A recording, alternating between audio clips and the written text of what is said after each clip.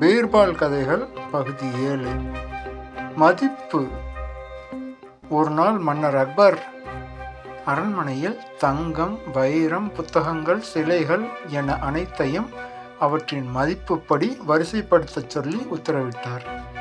அந்த வேலைக்காக பல அமைச்சர்களும் அறிவாளிகளும் கூட்டப்பட்டனர். ஒவ்வொருவரும் தங்களது எண்ணங்களை சொன்னார்கள். ஆனால் பீர்பால் மட்டும் அமைதியாக நின்றார். அக்பர் கேட்டார், பீர்பால், நீர் மட்டும் எதுவும் சொல்லவே இல்லை. பீர்பால் சிரித்தார்.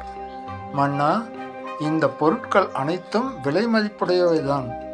ஆனால் இவற்றின் மதிப்பு நிலையானதல்ல. அக்பர் குழப்பத்தில், அது எப்படி? தங்கம் என்றால் எப்போதுமே விலை இருக்குமே. பீர்பால் மெதுவாக ஒரு புத்தகத்தை காட்டினார்.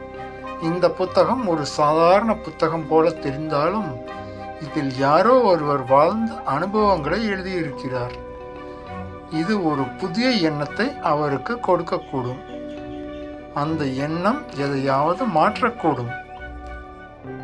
அக்பர் ஆச்சரியத்தில், அப்படியானால் மதிப்பை பொருள் தீர்மானிக்காது, அது தரும் பயன்தான் தீர்மானிக்கிறதா?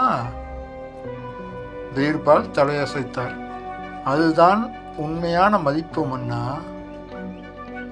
அந்த நாள் முதல் அக்பர் அரண்மனையில் இருக்கும் அனைத்து பொருட்களும் பயன் அடிப்படையில் வரிசைப்படுத்தப்பட்டன.